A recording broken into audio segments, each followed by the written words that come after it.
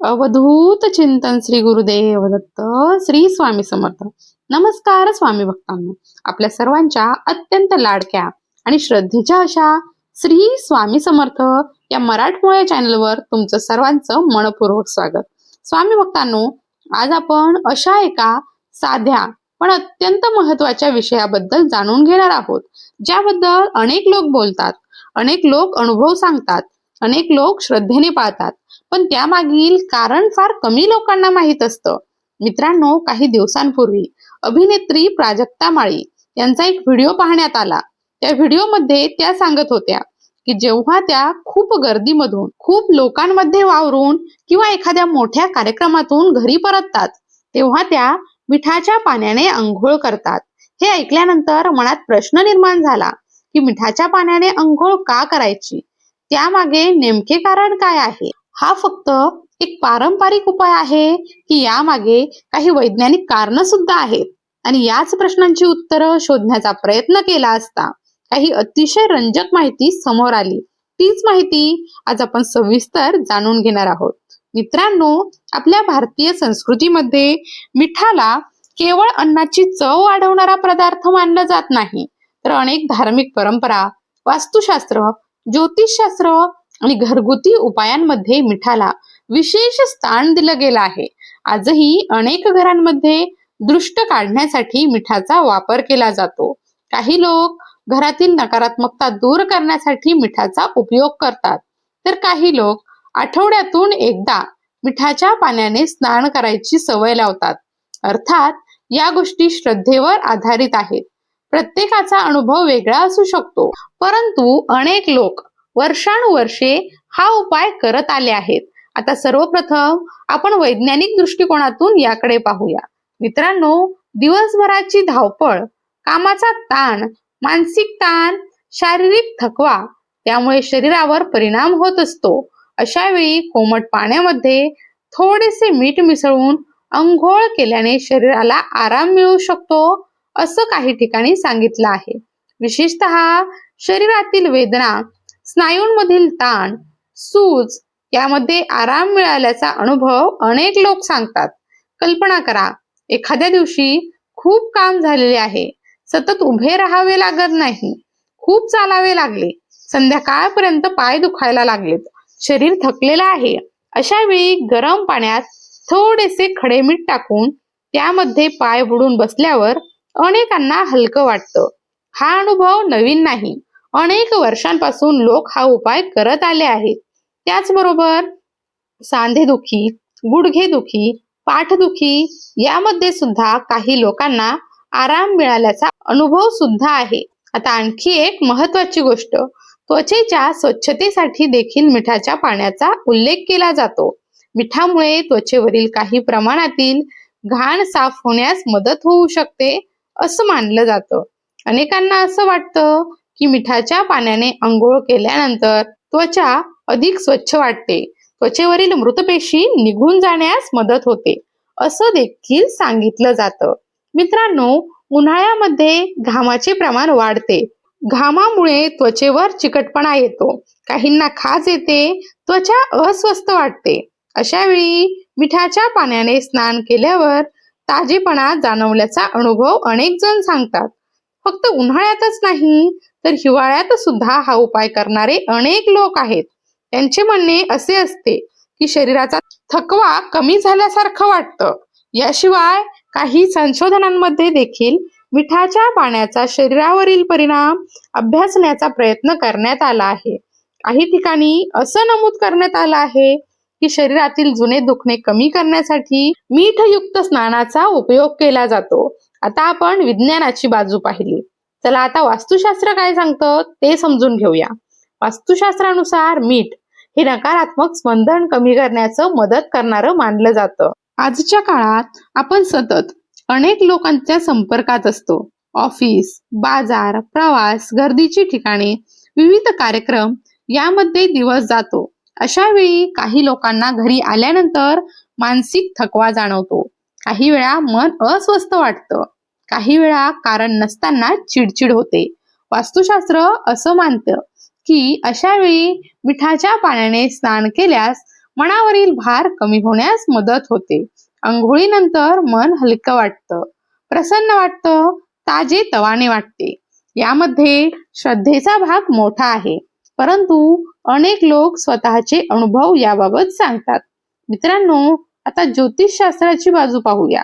ज्योतिषशास्त्रानुसार राहू, केतू किंवा शनीशी संबंधित काही दोष आढळल्यास मिठाच्या पाण्याने अंघोळ करण्याचा प्रयत्न सांगितला जातो. असे मानले जाते की अशा काळामध्ये मानसिक अस्थिरता वाढू शकते, मनामध्ये भीती निर्माण होऊ शकते, अस्वस्थता वाढू शकते. अशा परिस्थितीत हा उपाय लाभदायक ठरतो असे ज्योतिषशास्त्रामध्ये सांगितले जातं. अर्थात हे सर्व श्रद्धा आणि पारंपरिक मान्यतांवर आधारित आहे. पण एक गोष्ट लक्षात घ्या, जेव्हा शरीराला आराम मिळतो तेव्हा मनाला शांतता मिळते, ताजेपणा मिळतो, तेव्हा आपोआपच सकारात्मक भावना वाढू लागतात. आणि म्हणूनच अनेक लोक मिठाच्या पाण्याने स्नान केल्यानंतर स्वतःला अधिक फ्री समजण्याचा अनुभव घेतात. स्वामी भक्तांनो, आपण विज्ञान, वास्तुशास्त्र आणि ज्योतिषशास्त्र या तिन्ही दृष्टिकोनातून मिठाच्या पाण्याचे महत्त्व समजून घेतले. स्वामी भक्तांनो, आपण विज्ञान, वास्तुशास्त्र आणि ज्योतिषशास्त्र या तिन्ही दृष्टिकोनातून मिठाच्या पाण्याचे महत्त्व समजून घेतले. आता पुढे आपण अशा काही गोष्टींबद्दल जाणून घेणार आहोत ज्या अनेक लोकांच्या अनुभवांमधून वारंवार समोर येतात. मित्रांनो, आपल्या जीवनात अनेक वेळा असे प्रसंग येतात की सर्व काही असूनही मनात एक प्रकारची अस्वस्थता घरामध्ये जाणवत असते. कामामध्ये मन लागत नाही, घरामध्ये बसूनही शांत वाटतं. अर्थात यामागे अनेक कारणे असू शकतात. जीवनातील तणाव, जबाबदाऱ्या, शारीरिक थकवा, मानसिक दबाव यामुळे देखील असे होऊ शकते. परंतु आपल्या परंपरेमध्ये अशा परिस्थितीला काही लोक नकारात्मक ऊर्जा किंवा दृष्टिकोनाशी जोडतात.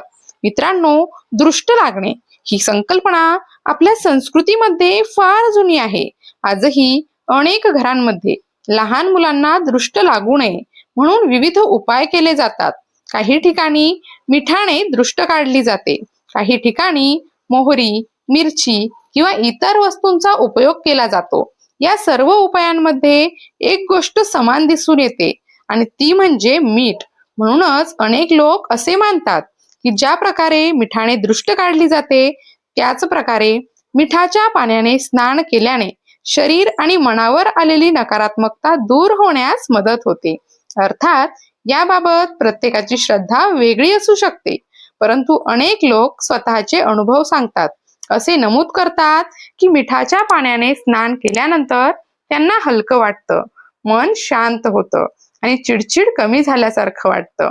स्वामी भक्तांनो, आपण जर आपल्या दैनंदिन जीवनाकडे पाहिलं तर लक्षात येईल की आजचा माणूस पूर्वीपेक्षा खूप जास्त तणावाखाली जगत आहे. सकाळपासून रात्रीपर्यंत धावपळ, कामाचा ताण, आर्थिक चिंता, कौटुंबिक जबाबदाऱ्या, भविष्याची काळजी यामुळे मन सतत व्यग्र राहतं. अशा परिस्थितीमध्ये जेव्हा एखादा साधा उपाय आपल्याला काही क्षण मानसिक शांतता देतो तेव्हा त्याचा सकारात्मक परिणाम जाणवू लागतो. अनेक लोक मिठाच्या पाण्याने स्नान केल्यानंतर ध्यान करतात, नामस्मरण करतात किंवा काही मिनिटे शांत बसतात. अशा वेळी मन अधिक स्थिर वाटू लागतं. मित्रांनो, आणखी एक महत्वाची गोष्ट, अनेकांना असं वाटतं की गर्दीच्या ठिकाणी गेल्यानंतर, मोठ्या कार्यक्रमातून परत आल्यानंतर किंवा खूप लोकांच्या संपर्कात आल्यानंतर शरीर आणि मन दोन्ही थकून जातं. अशा वेळी मिठाच्या पाण्याने स्नान केल्यावर एक प्रकारचा ताजेपणा जाणवतो. हे कदाचित शारीरिक स्वच्छतेमुळे असू शकतं, कदाचित मानसिक समाधानामुळे असू शकतं किंवा श्रद्धेमुळे असू शकतं, परंतु अनेक लोकांना हा अनुभव वारंवार येतो. आता सर्वात महत्वाचा प्रश्न, हा उपाय नेमका कसा करायचा? मित्रांनो, या उपायासाठी शक्यतो खडे मीठ किंवा सैंधव मीठ वापरण्याचा सल्ला दिला जातो. एक बादली पाण्यामध्ये साधारण अर्धा चमचा ते 1 चमचा मीठ पुरेसं मानलं जातं. अनेक लोक चुकून जास्त प्रमाणात मीठ टाकतात, परंतु कोणत्याही गोष्टीचा अतिरेक योग्य नसतो, म्हणून प्रमाणामध्येच मीठ वापरणं योग्य मानलं जातं. आता हे पाणी तयार झाल्यानंतर त्या पाण्याने स्नान करायचं, पण पारंपरिक मान्यतेनुसार हे पाणी डोक्यावरून घेऊ नये असं सांगितलं जातं. शरीरावर वापरावं, परंतु डोक्यावर टाकू नये, ही एक पारंपरिक मान्यता आहे. त्यानंतर अनेक जण विचारतात की हा उपाय कोणत्या दिवशी करावा. मित्रांनो, रोज करणं आवश्यक नाही. जर तुम्हाला रोज करायचं असेल तर ते तुमच्या इच्छेवर अवलंबून आहे. परंतु पारंपरिक श्रद्धेनुसार मंगळवार, शनिवार किंवा अमावस्या या दिवशी हा उपाय केल्यास अधिक लाभ होतो असं मानलं जातं. आता या ठिकाणी एक गोष्ट विशेष लक्षात घ्या. कोणताही उपाय केला म्हणजे लगेच चमत्कार घडेल अशी अपेक्षा ठेवू नका. आपल्या शास्त्रामध्ये देखील संयम आणि सातत्य याला महत्त्व दिलं गेलं आहे. म्हणून जर तुम्हाला हा उपाय करून पाहायचा असेल तर सुरुवातीला आठवड्यातून 2 किंवा 3 वेळा करा. त्यानंतर स्वतःचे निरीक्षण करा. मनामध्ये काही बदल जाणवतो का? ताजेपणा वाटतो का? प्रसन्न वाटतं का? झोपेमध्ये काही फरक पडतो का?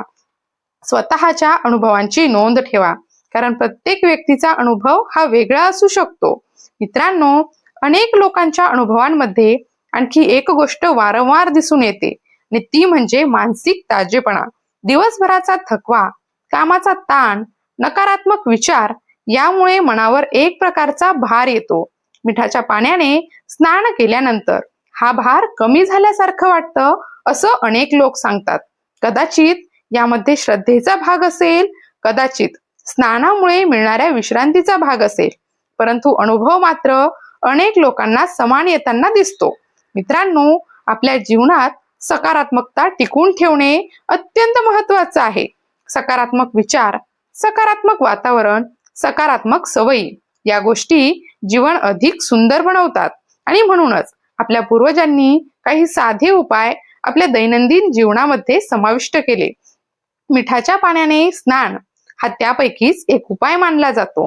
आता जाता जाता आणखी एक महत्त्वाची माहिती.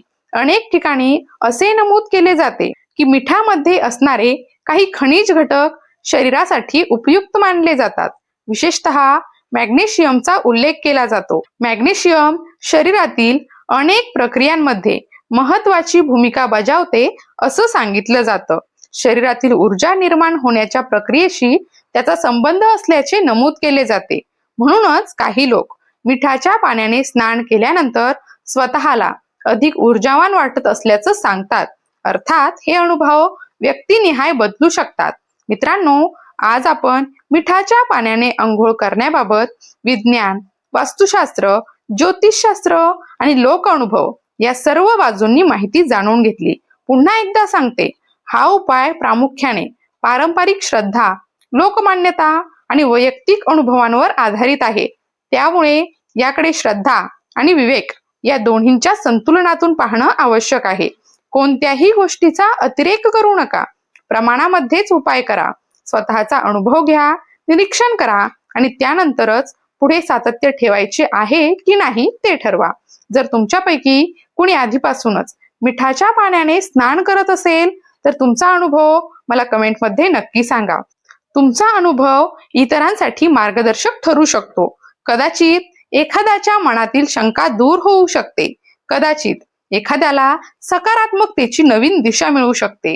स्वामी भक्तांनो, आजची ही माहिती तुम्हाला आवडली असेल तर व्हिडिओला लाईक करा, शेअर करा आणि आपल्या श्री स्वामी समर्थ या मराठमोळ्या या चॅनलला नक्की सबस्क्राईब करा. अशाच प्रकारची धार्मिक, आध्यात्मिक, वास्तुशास्त्र, ज्योतिषशास्त्र आणि जीवनाला सकारात्मक दिशा देणारी माहिती मी नियमितपणे तुमच्यापर्यंत घेऊन येत असते. शेवटी एकच प्रार्थना, स्वामी समर्थ महाराजांची कृपा आपल्या सर्वांवर सदैव राहो. आपल्या जीवनामध्ये सुख, शांती, समाधान आणि सकारात्मकता नांदो. भिवू नको, स्वामी सदैव पाठीशी आहेत.